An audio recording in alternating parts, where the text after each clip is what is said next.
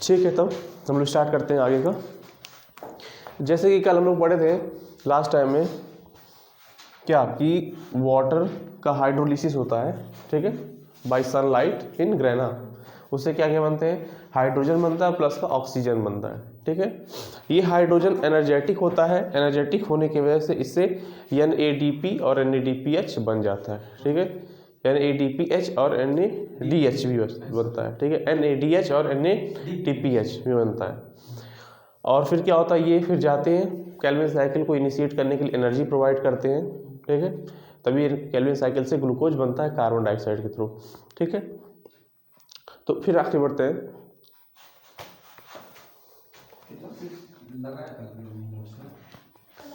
तो कोई जगह सुनो, कोई स्पेशल जगह होना चाहिए जहाँ पे सभी रिएक्शन हो सके, ठीक है। तो वो जगह आपके फिक्स कर दिए गए हैं। लेकिन कोई भी काम होता है एक सिस्टम की तरह होता है, ठीक है। बिना सिस्टम के कोई काम होगा तो बंद हो जाएगा वो काम। जैसे तुम्हारा स्कूल है, वहाँ एक सिस्टम है, ठीक है। जाएंगे, प्रेयर करेंगे, फिर पीरियड वाइज क्लासेस अटेंड होंगे ना, ऐसा एक सिस्टम बना होता है। अगर उस सिस्टम के अकॉर्डिंग हम लोग चलते हैं तभी हमारा स्कूल अच्छा से चलता है, नहीं तो अगर ऐसा नहीं करेंगे तो स्कूल एकदम खराबों में गिना जाएगा और वहाँ के बच्चे तो एकदम बेकार होंगे।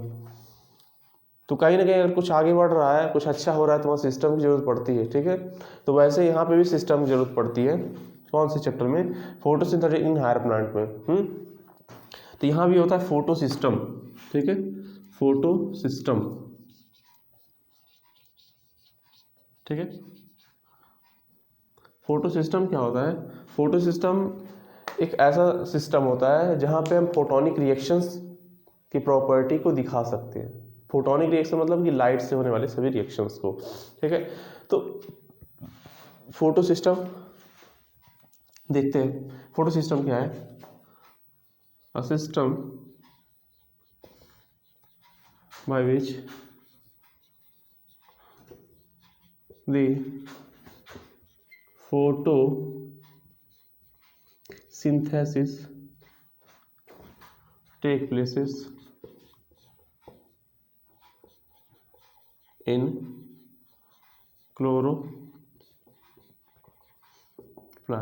ठीक है। क्लोरोप्लास्ट में फोटोसिंथेसिस होगा, जिस मेथड के थ्रू होगा वो मेथड आपका होगा फोटोसिंथेसिस, ठीक है। तो फोटो सिस्टम दो टाइप के होते हैं, ठीक है। तो फोटो सिस्टम दो टाइप के होते हैं। उसको पढ़ने से पहले हमको देखना पड़ेगा कि एक फोटो सिस्टम में होता क्या है, ठीक है। फिर हम लोग देखेंगे ये फोटो सिस्टम मिलता कहाँ पे है, ठीक है। तो सबसे पहले एक फोटो सिस्टम बनाते हैं। तो फोटो सिस्टम में क्या होता है, एक एंटीना जैसे स्ट्रक्चर होता है। देखिए ऐसे एंटीना लाइक स्ट्रक्चर, एंटीना जानती हूँ, पहले ज़माने में जो घरों में हुआ करता था, आजकल तो छतरी वाला आ गया है ऐसे।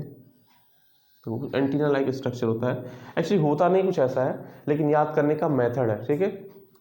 ये एंटीना लाइक कुछ स्ट्रक्चर दिख रहा है, दिखा देते हैं ऐसे, ये रहा एंटीना लाइक स्ट्रक्चर। इस एंटीना लाइक स्ट्रक्चर का नाम होता है LHC, LHC, light harvesting complex, ठीक है। Light harvesting complex. हार्वेस्टिंग मतलब पता क्या होता है, किसी चीज़ को जमा करना, ठीक है। तुम पढ़े हुए क्रॉप वाले चैप्टर में, क्लास 8 अगर पढ़ी हो ढंग से तो वहाँ क्रॉप नाम का चैप्टर आता था, वहाँ पे आता था क्रॉप प्रोडक्शन में हार्वेस्टिंग नाम सुनी होगी, मतलब कि किसी चीज़ का जमा करना, उसका मतलब होता है हार्वेस्टिंग, ठीक है। तो ये क्या करता है, जो LHC यानी कि ये जो सिस्टम होता है फोटो सिस्टम का part LHC, light harvesting complex, ये क्या करता है, सनलाइट को अपनी तरफ अट्रैक्ट करेगा और अपने अंदर जमा करेगा, ठीक है। इसके बगल में कुछ टीवी लाइक स्ट्रक्चर होता है। टीवी जानती हो, टीवी, टीवी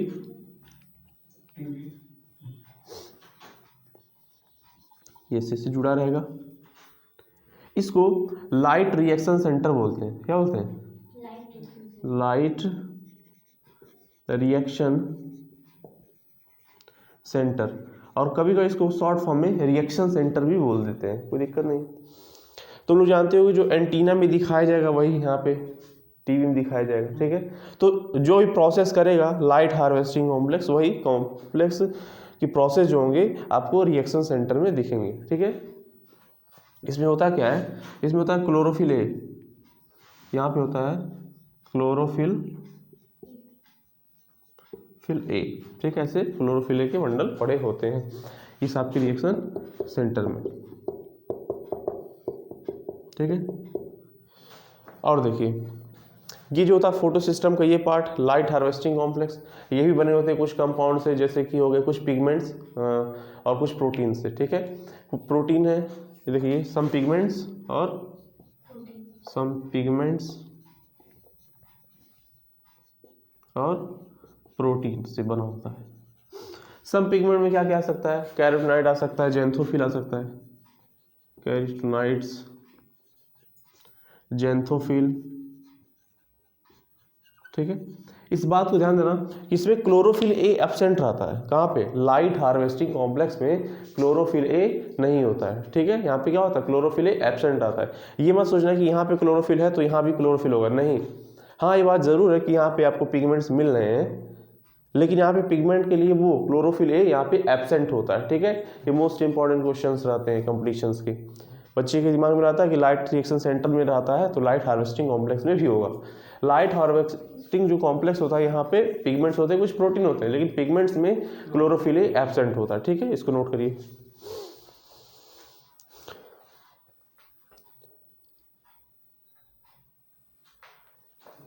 तो यहाँ पे कौन सा पिगमेंट मिलेगा, यहाँ पे क्लोरोफिल की जगह क्या मिलता है, यहाँ पे मिलता है क्लोरोफिल बी, क्लोरोफिल बी, बाबू वही मिलता है वहाँ, देख रहे हो ये रिएक्शन सेंटर, यहाँ मिलता है क्लोरोफिल ए, बी तुम्हारे इसके अंदर रिएक्शन सेंटर के बगल में, ठीक है। तो जो क्लोरोफिल बी रहेगा वो कहाँ मिलता है, ये आपके LHC लाइट हार्वेस्टिंग कॉम्प्लेक्स में मिलेगा, और क्लोरोफिल जो ए रहेगा वो आपके मिलेगा रिएक्शन सेंटर में, ठीक है। अच्छा यहाँ पे कैरोटिनॉइड्स में कैरोटीन भी तुम लिख सकते हो, अगर तुम चाहो तो यहाँ पे कैरोटीन भी लिख सकते हैं, कोई दिक्कत नहीं है। हाँ ये नहीं सोचो कि इतना लिखने में गलत हो जाएगा, बुक में जोड़ोगे कैरोटीन दिया है हम कैरोटिनॉइड बता रहे हैं, कोई डिफरेंस नहीं है, आप बोलने की बात है, ठीक है। आप चाहो तो कैरोटीन बोल दो। कैरोटीन, जेंथोफिल, क्लोरोफिल भी मिलेंगे आपको यहाँ पे LHC में लाइट हार्वेस्टिंग कॉम्प्लेक्स में, और क्लोरोफिल आपको मिलेगा रिएक्शन सेंटर में। मैं repeat again, chlorophyll A absent in light harvesting complex, ठीक है। क्लोरोफिल ए, ओनली ए, ठीक है, रफ करो इसको। अब देखो फोटो सिस्टम का मैं एक ओवरव्यू तुमको दिखाया हूँ। फोटो सिस्टम दो टाइप के होते हैं, ठीक है। तो अपने वर्किंग के बेसिस पे ये दो टाइप के होते हैं, चलिए दिखाते हैं। Photo systems are two type, photo systems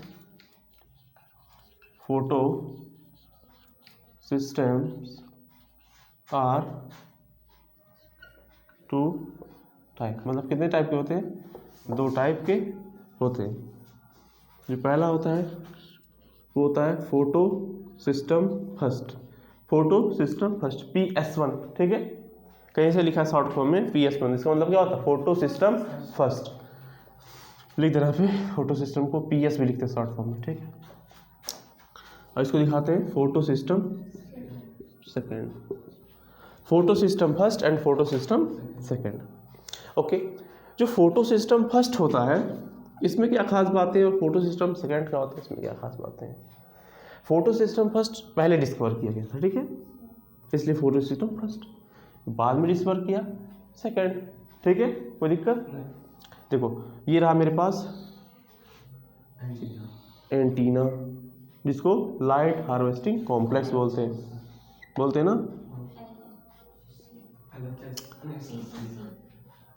और ये रहा हमारा रिएक्शन सेंटर, ठीक है।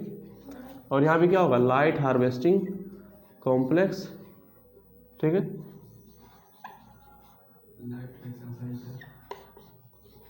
और यहाँ पे हुआ लाइट रिएक्शन सेंटर, बार बार लिखने की जरूरत नहीं है, ठीक है, लिख दे अच्छा एक बार, reaction centre, reaction centre, reaction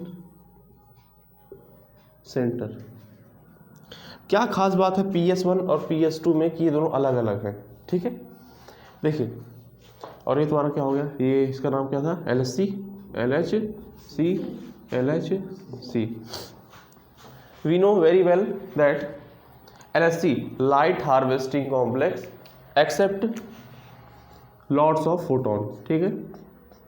ये बहुत सारे फोटोन को एक्सेप्ट करने के लिए बने हैं। साफ साफ कहने मतलब है लाइट एनर्जी को एक्सेप्ट करने के लिए बने हुए हैं, यानी ये भी लाइट एनर्जी को तो एक्सेप्ट करेंगे। ठीक है, ध्यान देना, ये लाइट एनर्जी को एक्सेप्ट तो करते हैं, लेकिन लाइट एनर्जी में जानती हो कुछ वेवलेंथ होता है, पता है ना, वेवलेंथ होता है नहीं होता है। तो ये वेवलेंथ कितना 700 नैनोमीटर, कितने 700 नैनोमीटर के वेवलेंथ का यहाँ से लाइट ये एब्जॉर्ब करते हैं। ठीक है, और जबकि यहीं पे ये कहने करते हैं, ये अपने जगह पे एग्जैक्ट ये 680 नैनोमीटर की वेवलेंथ वाले लाइट को एक्सेप्ट करते हैं। ठीक है, जब तुम पढ़ियोगे विबग्योर, विबग्योर पढ़ियो, विबग्योर तुम्हारा रेड आता है ना, देखो विबग्योर। ठीक है,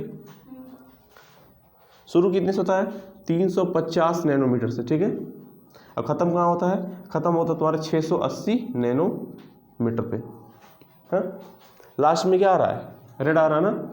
तो ये कौन सा लाइट एब्जॉर्ब कर रहे होंगे, रेड लाइट। कौन सा, रेड लाइट, ये हो गया रेड लाइट, यानी फोटो सिस्टम जो सेकंड होता है वो रेड लाइट एक्सेप्ट करता है। ठीक है, लेकिन हम जानते हैं कि 350 से 680 तक ही होता है रेंज, तो 700 वाला क्या कर रहा होगा, तो रेड से दूर जाएंगे तब ना हमको मिलेगा 700, मतलब हम विबग्योर से पार जाएंगे, यानी कि रेड से दूर जाएंगे। ठीक है, तब हमको मिलेगा 700, उसको बोलते हैं फार रेड लाइट। क्या बोलते हैं, फार रेड लाइट। फार मतलब दूर, मतलब रेड से हम 20 नैनोमीटर एंगस्ट्रॉम दूर जाएं तो क्या मिलेगा हमको, फार रेड लाइट मिलेगा। अब कहोगे फार रेड लाइट होता कैसा है, तो जब मॉर्निंग होता है, मॉर्निंग के टाइम में जब सूर्य का देखोगे एकदम लाल लाल आता है, एकदम डार्क लाल नहीं होता है, लालिमा टाइप की रहती है। ठीक है, उसकी कुछ इंटेंसिटी ज़्यादा नहीं होती है, बहुत हल्का होता है। और जब सनसेट होता है, जब सनसेट होता है तो भी देखो लाल लालिमा होती है, that is called far red light. ठीक है, और जब बीच में होता है तो रेड लाइट आ रहा है, तो अलग अलग रहेगा, मतलब कभी सनराइज होगा और कभी सनसेट होगा, तो उस टाइम जो सन का लाइट होगा फार रेड लाइट, और जब हमारे सिर के ऊपर होगा उस टाइम क्या होता है, वो रेड लाइट। ठीक है, तो देखो फार रेड लाइट की अगर हम बात करें तो 700 नैनोमीटर और रेड लाइट 680 नैनोमीटर। ठीक है, इसीलिए इसको हम लोग P700 भी कहते हैं। ठीक है, P700 भी कहते हैं इसको, और इसको P680 कहते हैं। आ रहा है, तो आखिर में क्यों फोटो सिस्टम को दो पार्ट में डिवाइड किया गया, क्योंकि फोटो सिस्टम अपना अलग अलग फंक्शन करता है। ठीक है, अलग अलग इंटेंसिटी ऑफ लाइट पे। कुछ फोटो सिस्टम ऐसे होते हैं जो लाइट के डीम इंटेंसिटी काम करते हैं, डीम इंटेंसिटी का मॉर्निंग वाले और शाम वाला। ठीक है, जहाँ पे लाइट का क्या हो जाता है, वेवलेंथ 700 नैनोमीटर हो जाता है, तब ये काम करना शुरू कर देता है, और दिन के टाइम में ये काम करता है क्योंकि उस समय इंटेंसिटी ज़्यादा होता है 600 नैनोमीटर। देखो एनर्जी किसकी ज़्यादा होगी, तो तुम क्लास 11 में हो पढ़ी होगी वो वाला चैप्टर, कौन सा, पहला वाला याद करो, प्लैंक क्वांटम थ्योरी। क्या होता था, जो एनर्जी था वो फ्रीक्वेंसी के, फिर ये भी याद कर लो, एनर्जी डायरेक्टली प्रोपोर्शनल था किसके, फ्रीक्वेंसी के, याद है ना कि नहीं, जिसकी फ्रीक्वेंसी ज़्यादा है उसकी एनर्जी ज़्यादा है ना। और ये भी जानती हो जो फ्रीक्वेंसी होता है न्यू, वो क्या होता है, इनवर्सली प्रोपोर्शनल होता है लैम्डा के, वेवलेंथ के, जिसका वेवलेंथ ज़्यादा उसका फ्रीक्वेंसी कम। तो यहाँ देखिए, यहाँ पे क्या है 700 नैनोमीटर है और यहाँ पे 600 नैनोमीटर है, इनका वेवलेंथ क्या है, ज़्यादा है, मतलब इनका लैम्डा क्या है, ज़्यादा है। अगर इनका लैम्डा ज़्यादा है तो इनका फ्रीक्वेंसी क्या होगा, कम होगा, और फ्रीक्वेंसी कम तो एनर्जी क्या होगा, कम। अरे भाई मेरे एनर्जी डायरेक्टली प्रोपोर्शनल न्यू की है। ठीक है, फ्रीक्वेंसी बढ़ाओगे तो एनर्जी बढ़ेगा, फ्रीक्वेंसी घटाओगे तो एनर्जी घटेगा। ठीक है, तो यहाँ देखो वेवलेंथ कितना है 700 है, वहाँ 680 है, यहाँ वेवलेंथ क्या है, ज़्यादा है।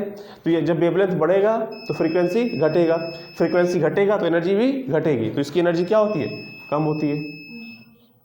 ठीक है, यहाँ क्या होता है, यहाँ पे देखिए, यहाँ पे वेवलेंथ क्या होता है, लैम्डा कम होता है। देखो लैम्डा कम तो न्यू ज़्यादा, अब न्यू ज़्यादा तो एनर्जी भी ज़्यादा, तो देखिए यहाँ पे एनर्जी क्या होता है, ज़्यादा होता है।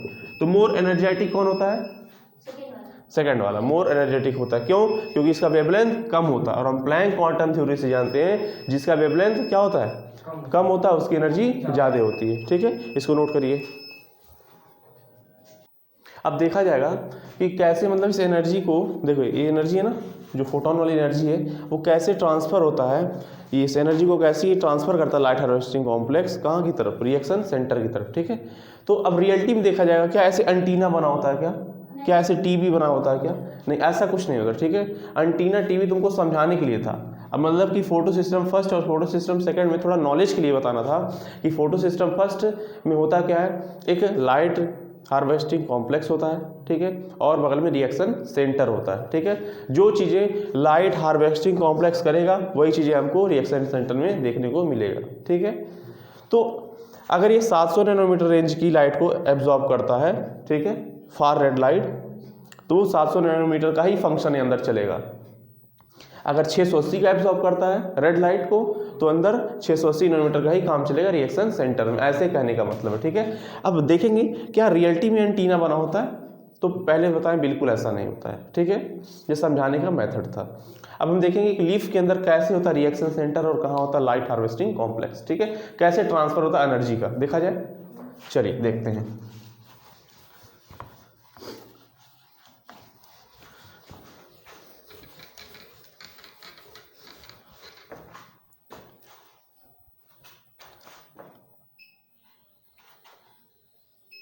ये देखिए लीफ में कुछ इस तरह, ऑफ कर दीजिए तो से सिस्टम को। अभी थोड़ी देर के लिए हम भूत बन जाएंगे। नहीं, अरे दम लगाओ, सेंटर में होगा, सेंटर में, नहीं नहीं, हाँ हो गया। ठीक है, ठीक है, क्या इंटेंसिटी ऑफ लाइट ठीक है, कैमरे में देखिए, सही है, सही आ रहा है कि बढ़ाना पड़ेगी इंटेंसिटी, सही है। ठीक है, चलिए ये है लाइट हार्वेस्टिंग कॉम्प्लेक्स को बनाने का सही तरीका।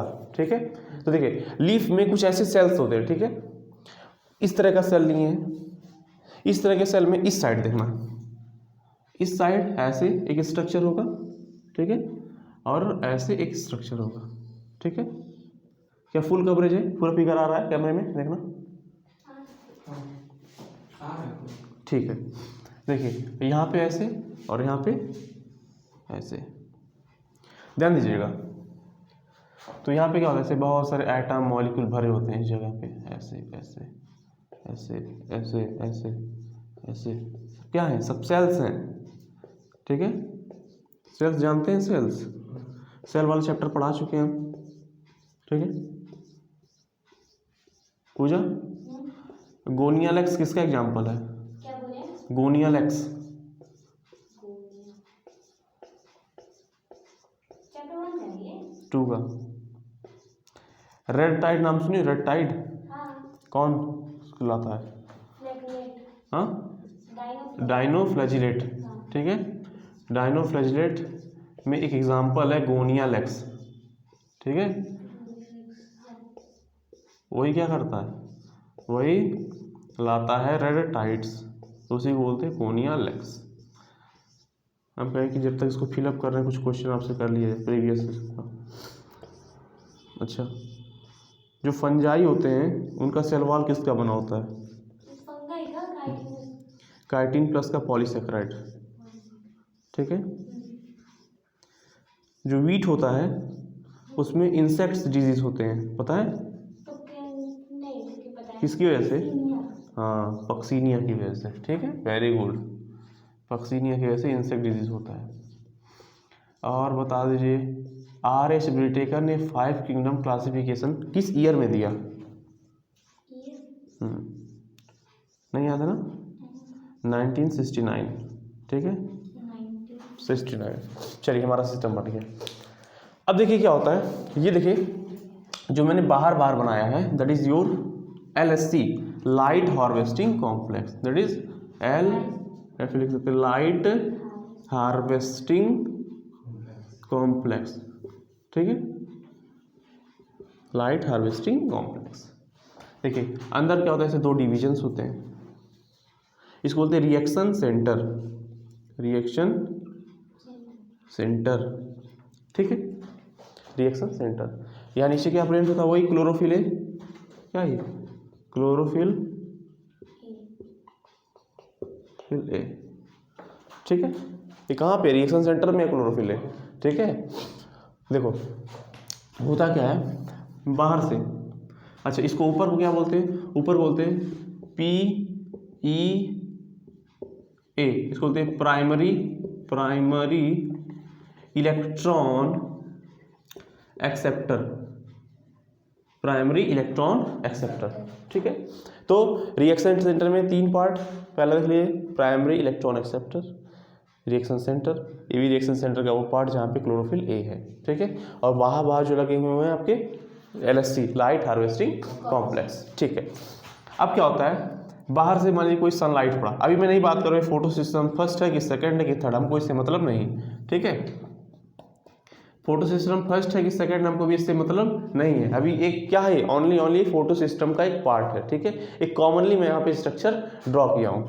अब देखिए क्या हुआ, हमको देखना है कि कैसे एनर्जी का ट्रांसमिट हो पाता है, मतलब कि कैसे ये जो यहाँ पे लगे हुए हैं लाइट एनर्जी, लाइट के लिए लाइट हार्वेस्टिंग कॉम्प्लेक्स एनर्जी कैसे ट्रांसफर कर पाते हैं, ये प्रोसेस को हमको देखना है, इस मैकेनिज्म को देखना है। तो हम जानते हैं ये बहुत सारे एटम से बने होते हैं ना, देखो ऐसे बहुत सारे एटम से बने होते हैं ये, तो होता है हाँ सेल ही तो एटम से बने होते हैं, सब कुछ एकदम। देखिए क्या होता है, यहाँ से लाइट एनर्जी आती है, ठीक है। लाइट एनर्जी पहले इस एटम के अंदर गया, फिर इस एटम के अंदर गया, फिर इस एटम के अंदर गया, फिर इस एटम के अंदर गया, फिर इस एटम के अंदर गया, ठीक है। फिर इसके अंदर गया, कहाँ पे, क्लोरोफिल ए के अंदर गया। जैसे ही क्लोरोफिल ए के अंदर गया, कौन, लाइट एनर्जी गई, क्लोरोफिल ए अंदर जाते ही यहाँ पे क्या होता है, ये इलेक्ट्रॉन का नहीं, इलेक्ट्रॉन का यहाँ पे एक्सकर्शन हो जाता है। एक्सकर्शन मतलब क्या होता है, इलेक्ट्रॉन का निकलना, ठीक है। तो इलेक्ट्रॉन क्या होता है, यहाँ से निकलता है और जंप करके कहाँ चला जाता है, प्राइमरी इलेक्ट्रॉन एक्सेप्टर में, ठीक है। प्राइमरी इलेक्ट्रॉन एक्सेप्टर में लाइट एनर्जी आती है, ठीक है। वो लाइट एनर्जी यहाँ से, यहाँ पे देखिए लाइट हार्वेस्टिंग कॉम्प्लेक्स से, लाइट हार्वेस्टिंग कॉम्प्लेक्स से होते हुए जाता है क्लोरोफिल ए की तरफ, और वहाँ से इलेक्ट्रॉन निकलता है और इलेक्ट्रॉन कहाँ चला जाता है, जंप कर जाता है ऊपर की तरफ, ठीक है, प्राइमरी इलेक्ट्रॉन एक्सेप्टर की तरफ, ठीक है। चलिए अब हमको पहले देखना है डिटेलिंग हुआ कैसे ये प्रोसेस। तो देखिए यहाँ पे क्या था, यहाँ पे थे एटम्स थे बहुत सारे, देखिए एटम्स थे, ऐसे ऐसे एटम थे, है ना। और यहाँ पे आपका क्लोरोफिल मान लीजिए था ऐसे ज्वाइंट सा, ठीक है। ये सब कहाँ हो रहा है, ये सब हो रहा है आपके लाइट हार्वेस्टिंग कॉम्प्लेक्स में होगा, ठीक है। और बगल में यहाँ बना देते हैं PEA, प्राइमरी इलेक्ट्रॉन एक्सेप्टर, ठीक है। देखो क्या होता है, मान लो बाहर से सनलाइट पड़ा, ये तो सब जानते हैं, अगर एटम है तो वहाँ इलेक्ट्रॉन और प्रोटॉन होंगे ही होंगे। तो यहाँ क्या होगा, इलेक्ट्रॉन होगा और प्रोटॉन होगा। यहाँ क्या होगा, electron proton, electron proton, electron proton होगा, ठीक है। जैसे ही light energy light harvesting complex के एक एटम के ऊपर पड़ा, तुमको पता होना चाहिए कि इलेक्ट्रॉन पैदाइशी चंचल होता है, एनर्जी पाया नहीं कि कूद जाता है। बोर्स थ्योरी पता है ना, अपने सेल को छोड़ के 10⁻⁸ सेकंड के लिए दूसरे सेल में चला जाता है, फिर क्या होता है, वहाँ से फिर जंप मारता है, जब जंप मारता है तो एनर्जी रिलीज करता है, करता ना, ये सब याद है कि नहीं। तो वही कहानी होती है यहाँ पे, जैसे ही इलेक्ट्रॉन के यहाँ एनर्जी मिला, इलेक्ट्रॉन क्या कर दिया, जंप मार दी जंप लगा दिया इलेक्ट्रॉन। जैसे ही जंप लगाया और लगाने के बाद अब क्या आता है, वापस आता है ना, तो क्या करता है, तो एनर्जी इमिट करता है, क्या करता है, तो जो एनर्जी का इमिशन करता है वो एनर्जी कहाँ जाता है, दूसरे वाले एटम के पास, ठीक है। दूसरे वाले एटम में क्या होता है, दूसरे वाले एटम में दूसरा इलेक्ट्रॉन एब्जॉर्ब करेगा, उसको एब्जॉर्ब करके क्या हो जाएगा, एक्साइटेड होगा और क्या हो जाएगा, ऊपर उठ जाएगा, चला जाएगा, और फिर क्या होगा, फिर वापस आएगा। जब वापस आएगा तो क्या छोड़ेगा, एनर्जी, तो वो एनर्जी कहाँ जाएगा, तीसरे वाले एटम के पास गया, उसके इलेक्ट्रॉन लिया, एक्साइटेड हुआ, जंप कर गया, ठीक है, वापस आ रहा है। जब वापस आता है तो क्या निकालता है, एनर्जी, वो एनर्जी कहाँ जाता है, दूसरे वाले के पास जाता है। अब जैसे दूसरे वाले के पास गया तो क्या हो गया, यहाँ का इलेक्ट्रॉन बाहर, क्या हो गया, इलेक्ट्रॉन क्या होता है, यहाँ से बाहर हो जाता है, देखना। तो यहाँ पे इलेक्ट्रॉन बाहर नहीं होगा, बाहर कहाँ होगा, क्लोरोफिल ए से, तो यहाँ से भी क्या हो गया, इलेक्ट्रॉन बाहर हो गया, फिर जंप करेगा, फिर एनर्जी निकालेगा, वो एनर्जी कहाँ जाएगा, क्लोरोफिल ए की तरफ, ठीक है।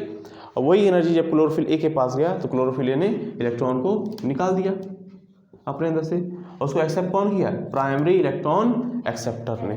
कोई प्रॉब्लम आ रहा है? देख रहे हो कैसे लाइट एनर्जी यहाँ पे ट्रांसपोर्ट हो रहे हैं। जो मैं टेढ़ा टेढ़ा बनाया हूँ सब क्या है? सब लाइट एनर्जी है, ठीक है। तो कैसे एक एटम से दूसरे एटम में, दूसरे से तीसरे, तीसरे से चौथे में से ट्रांसफर हो रहा है और फाइनली वो क्लोरोफिल एक के पास जा रहा है, वहाँ से निकला वो इलेक्ट्रॉन प्राइमरी इलेक्ट्रॉन एक्सेप्टर उसको एक्सेप्ट कर ले रहा है। कोई प्रॉब्लम इसमें? इसको रिएक्शन सेंटर बोलते हैं, ठीक है। तो इसको छापना चाहेंगे, कॉमन फोटो सिस्टम में छाप लीजिए इसको। चलिए कुछ फंक्शन लिखवा दे क्या उसका,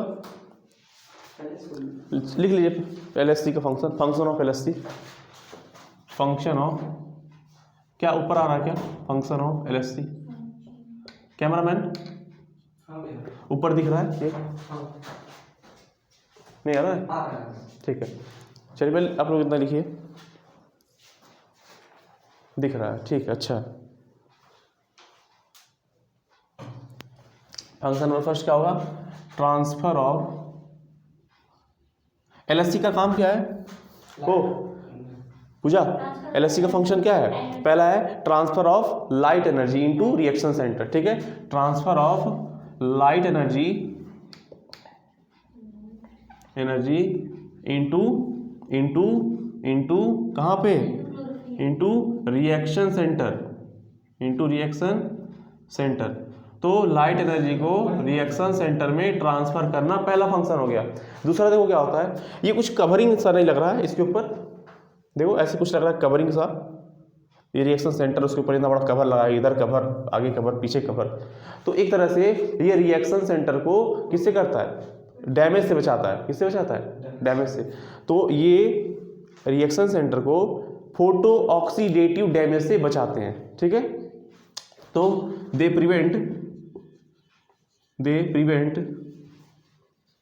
मतलब कौन? LHC, ठीक है। प्रिवेंट्स टू इसको reaction centre by photo oxidative damage, ठीक है। कि कहीं कुछ यहाँ पे डैमेज ना हो जाए तो उसको बचाने वाला काम करता है LHC। तो LHC का काम क्या होता है? LHC का काम होता है लाइट एनर्जी का ट्रांसफर करना, और दूसरा क्या होता है? फोटो ऑक्सीडेटिव डैमेज से क्या करना? बचाना, ठीक है। तो फोटो ऑक्सीडेटिव डैमेज से किसको बचा रहे हैं? ये centre photo oxidative damage sunlight से बचा रहा है। नहीं, ये फोटो ऑक्सीडेटिव डैमेज कुछ ऐसे होते हैं जो आपके रिएक्शन सेंटर के रिएक्शन को खराब कर सकते हैं। मान लो कोई केमिकल रिएक्शन अंदर चल रहा है, बाहर से कोई और केमिकल अंदर आ गया तो रिएक्शन को डैमेज कर देगा ना। लेकिन एक कवरिंग लगा हुआ है तो कहीं इंटर कर पाएंगे? नहीं कर पाएंगे। तो एक तरह से light harvesting complex photo oxidative agent से बचाते हैं, ठीक है, कि कहीं डैमेज ना हो जाए। दो फंक्शन है लाइट हार्वेस्टिंग कॉम्प्लेक्स का। चलिए लिख लीजिए इसको। तो अभी तक हमने इसको कॉमनली देखा कि फोटो सिस्टम कैसे होता है, कुछ इस तरह दिखता है, उसका फंक्शन क्या क्या होता है, ऐसे, ठीक है। अब हम देखेंगे फोटो सिस्टम सेकंड कैसे काम करेगा और फर्स्ट कैसे काम करेगा। तो चलिए स्टार्ट करें। चलो अब बार बार हाई पेंटिंग नहीं करेंगे उसमें, गोला बना बना के। अच्छा चलो कुछ बात भी हो जाएगी इसी बहाने क्वेश्चन का।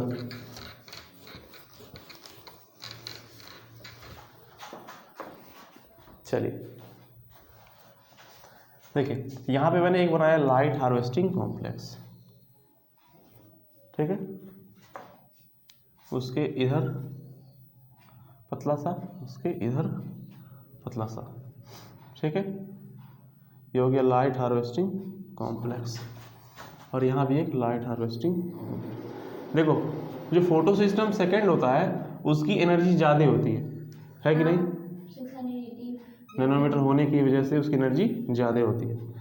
और एक बात बताओ, और फोटो सिस्टम फर्स्ट क्या होता है? उसकी एनर्जी कम होती है। हमारे सोसाइटी में किसको पहले बुलाया जाएगा? जिसकी एनर्जी ज़्यादा है उसको, कि जिसकी एनर्जी कम है उसको? कहीं भी देना है स्पीच तो अगर कम एनर्जी वाले बुलाएंगे, माय नेम इज यू, ऐसे करेंगे, ठीक है। और थोड़ा energy full, my name is you बोलेगा, डैश डैश डैश, तो एनर्जी फुल जो रहेगा उसको पहले बुलाया जाता है। तो जो अपने इस चैप्टर में है ना, ज़्यादा करके फोटो सिस्टम सेकंड की मान जान बहुत ज़्यादा है, ठीक है। तो पहले जानते हो किसका स्टडी करते हैं? पहले स्टडी करना पड़ता है FPS2 को। किसको?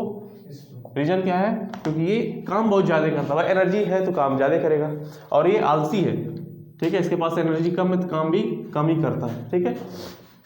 ये क्या है इसके, ये सब क्या है? एटम्स हैं, ठीक है, सेल्स हैं, जो बोलो।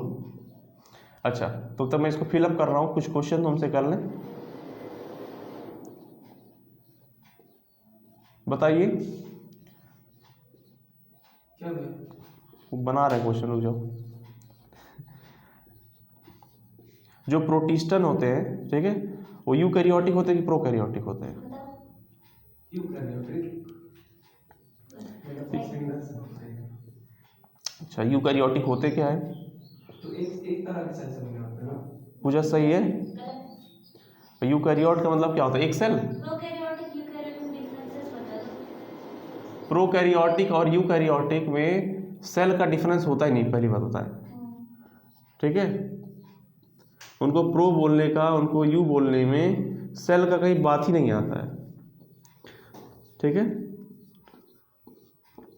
फिर बताया भी नहीं। प्रोकैरियोटिक बाबू ऐसे होते हैं जिनके अंदर वेल डेवलप न्यूक्लियस नहीं पाया जाता, ठीक है, और लास्ट में इसके साथ पूछ रहे हैं। और उसके अंदर बेस्ट ऑर्गेनली भी नहीं पाए जाएंगे, जैसे कि double membrane bounded like mitochondria. Ribosome मिलता है, नहीं, वो उसको क्या कहते हैं? लाइसोसोम, लाइसोसोम नहीं मिलता है, क्लोरोप्लास्ट नहीं मिलता है, ठीक है। अच्छा, प्रोकैरियोटिक में डेवलप न्यूक्लियस नहीं होता है ना? नहीं और इसमें यूकैरियोटिक में होता है। होता है। चलिए ये बता दीजिए पूजा जी, आपसे क्वेश्चन है कि फंजाई जो होते हैं ये सभी क्या होते हैं? सभी तुम्हारे होते हैं यूकैरियोटिक और मल्टी सेलुलर होते हैं। हाँ। क्या इस बात से आप एग्री करती हैं? तो फंजाई में कौन सा ऐसा ऑर्गेनिज्म है जो यूकैरियोटिक है बट यूनिसेलुलर है?